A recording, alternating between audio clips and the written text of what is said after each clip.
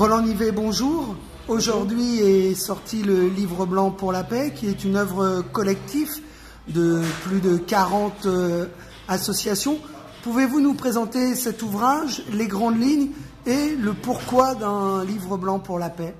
Alors, je vais peut-être commencer par le pourquoi. C'est-à-dire qu'on vient de vivre ces 2 dernières années des événements extrêmement graves en France, qui se traduisent par exemple par les attentats, qui amènent beaucoup d'interrogations dans la population et qui amènent les gens à se poser les questions de la paix, mais aussi de leur propre sécurité en France. Et je crois qu'il faut qu'on réponde aux questions que se posent les gens français et les gens qui vivent en France. La question de leur sécurité est une question légitime d'aspirer à vivre en paix et en sécurité. Maintenant, la question, c'est comment on répond à cette aspiration à la sécurité.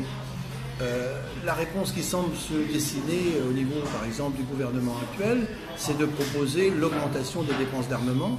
L'augmentation s'étend vers 10 milliards d'augmentation annuelle, c'est-à-dire, si on suit ce chiffre-là, ça veut dire en 10 ans, tous les 10 ans, 100 milliards de plus investis dans les dépenses militaires. Et sur ces 100 milliards, on propose de doubler les crédits consacrés aux armes nucléaires. On propose de nous faire passer de 3,2 à 6,5, comme le disait Le Drian à l'émission Bibliothèque Médicis. C'est-à-dire, sur les 10 années qui viennent, dépenser de l'ordre de 30 milliards de plus pour les armes nucléaires. Or, ces solutions sont celles qui ont été mises en œuvre au niveau mondial après les attentats des Twin Towers aux États-Unis. Les dépenses d'armement dans le monde sont passées de 1100 milliards à 1800 milliards. Et pour en finir, au nom de la guerre du terrorisme, on a fait la guerre en Afghanistan. Ensuite, les États-Unis ont envahi l'Irak et la France s'y est mise avec la Libye. Ce qui fait que pour en finir, on arrive à une situation où, en Afghanistan, arrivent au pouvoir aujourd'hui ceux que l'on prétendait combattre, qui ont été cause de la guerre pendant une trentaine d'années. L'Irak est à feu et à sang, le Moyen-Orient est à feu et à sang. Le résultat, c'est plus d'insécurité chez nous. Les attentats, comme le disait d'ailleurs Villepin, les attentats, Daesh, c'est le résultat de l'échec des politiques que nous avons menées. Or, on a échoué dans cette voie de la solution militaire, et ce qu'on nous propose, c'est en fait de recommencer. C'est absolument aberrant et insupportable. Donc, ce livre blanc, pour en finir dans cette situation, il arrive, vous vous demandez dans quel processus, il arrive après les marches pour la paix qui ont été organisées par les collectifs En Marche pour la paix le 24 septembre 2014. Un collectif qui compte aujourd'hui 100 organisations. Et ce collectif, dans le respect de sa diversité, il y a des gens qui avancent à une vitesse, d'autres à une autre, et il y a une quarantaine d'organisations de ce collectif, mais d'autres qui sont extérieures, qui ont pensé que c'était le moment non seulement de dire non à l'augmentation des dépenses d'armement, oui à un traité d'interdiction des armes nucléaires, mais d'aller beaucoup plus loin, d'écrire un livre blanc pour la paix, c'est-à-dire d'écrire des solutions alternatives aux politiques guerrières et de force qui sont celles que l'on vit aujourd'hui. Alors justement, concrètement, qu'est-ce que ce livre propose? Alors, d'abord, il fait une analyse de la situation, une analyse relativement commune.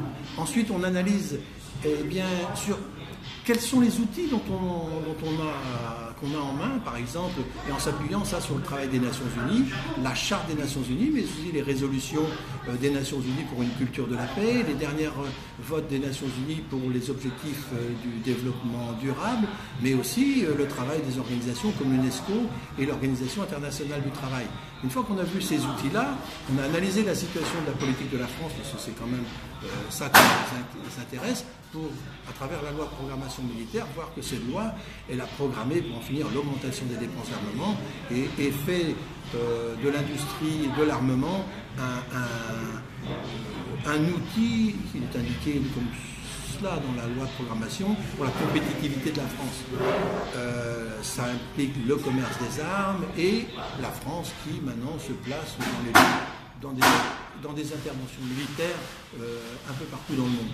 Après avoir fait ce constat, on analyse des propositions très concrètes qui s'analysent sur 4 grands programmes mobilisateurs. La prévention des conflits, ensuite le désarmement, la paix et tout le Moyen-Orient, et ensuite l'éducation et la culture de la paix pour s'attaquer aux causes véritables des guerres. Et ensuite, des réformes structurelles importantes.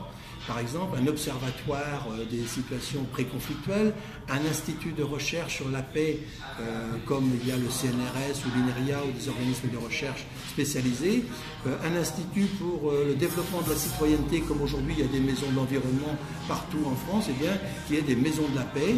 Et enfin, une mission interministérielle qui regroupe tous les ministères, aussi bien de la culture, des affaires étrangères, de la défense, des universités sur la question de la paix, et tout ça regroupé dans un ministère de la paix. Un certain nombre de réformes qui sont proposées. On pourra aller plus dans le détail, mais l'important, c'est que ce livre blanc est une ouverture au débat. Vous avez l'impression d'être un rêveur, d'être un utopiste, ou au contraire d'être dans le futur? Ouais, je crois qu'on est vraiment dans la réalité. Et le livre blanc, il est construit pas sur une construction idéologique. On a repris tout ce qui existe en gros, c'est-à-dire les textes qui ont été votés par nos propres gouvernements aux Nations Unies. Et donc ils l'ont fait peut-être sous notre pression, sous la pression des opinions publiques. Aujourd'hui, on ne peut plus être contre le développement durable, pour la résolution des inégalités de développement entre le Nord et le Sud.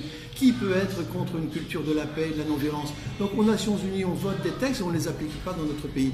Donc on a bien fait attention à partir du droit international, à partir de votes aux Nations Unies, de résolutions adoptées à l'unanimité. Donc ce que l'on demande au gouvernement dans notre pays et aux autres, c'est d'appliquer ce qu'ils ont voté et ce qu'ils ont décidé. Donc on n'est vraiment pas bien sûr qu'on est dans une certaine utopie si on dit qu'on veut que la politique dans notre pays ou ailleurs change, parce qu'il y a des situations qui sont inadmissibles. Les dépenses mondiales d'armement, je le disais tout à l'heure, elles sont de 1800 milliards par an, alors que le budget des Nations Unies pour la paix est de 8,7 milliards et que le programme des Nations Unies pour le développement indique que simplement, si on avait 5% pendant 10 ans des dépenses mondiales d'armement, on arriverait à résoudre les principaux problèmes de l'humanité, c'est-à-dire la faim, l'analphabétisme, les principales maladies. Donc on est dans du concret de chez concret, on a bien les pieds sur terre, et je crois qu'on est en accointance, en résonance avec notre opinion publique et l'opinion publique, je dirais, au niveau mondial. C'est-à-dire une aspiration à la paix formidable qui est contredite par des politiques nationales qui vont à l'encontre de l'aspiration des peuples. Mais comme on considère que ces questions ne sont pas l'affaire des peuples et qu'on peut même décider de la guerre sans consulter l'Assemblée nationale, quelque part, le livre blanc pour la paix, c'est un pavé dans la mare un peu.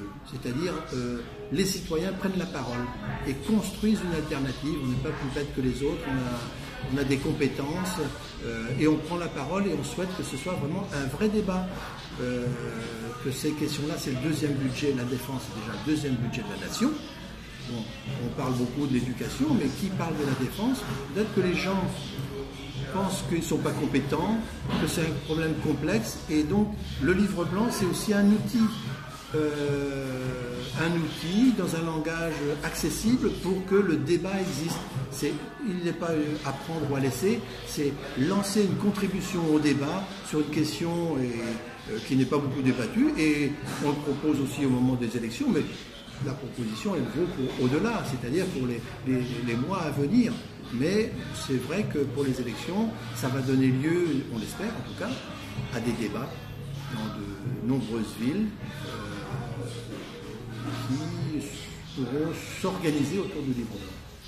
Alors justement, est-ce que cet ouvrage est figé ou comment ça se passe? Les citoyens, les citoyennes vont pouvoir apporter leur pierre à l'édifice, à l'édification de la paix? Oui, d'ailleurs, il y a plusieurs pages blanches à la fin du livre qui peuvent permettre justement aux gens de s'exprimer, de faire valoir leurs opinions. On peut dire que c'est une première proposition qui ne demande qu'à être améliorée par les citoyens, dans les débats qui vont avoir lieu. On va essayer de récolter toutes les propositions, on va rencontrer aussi des organisations, on va rencontrer les candidats aux élections, améliorer ce qui peut être amélioré dans le respect de nos organisations. Et ensuite, on pourra republier peut-être une deuxième édition, mise à jour et, je dirais, améliorée par la contribution des gens. Si on aborde des problèmes complexes, c'est la première fois, je souligne ça, c'est la première fois, je ne sais pas si je l'ai dit dans cette interview, mais c'est la première fois que les mouvements de paix et d'autres organisations, un tel livre, ça n'a jamais été mis en place. Déjà, je trouve que c'est une performance pour les citoyens et un acte en tout cas de citoyenneté active importante d'avoir écrit ce livre-là.